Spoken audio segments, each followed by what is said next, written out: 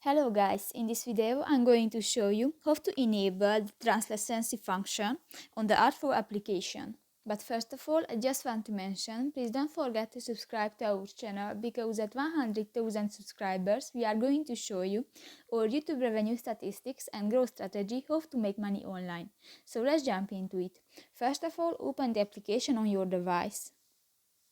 Click to the white circle on the upper right corner of the screen and tap to the stick square on the top left corner of the screen.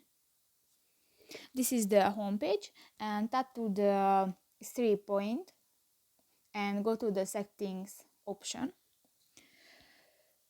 In the general section, find the translucency option and tap to the next white circle, and this enabled. So that's pretty much it for this video, guys. See you in the next one. Bye bye.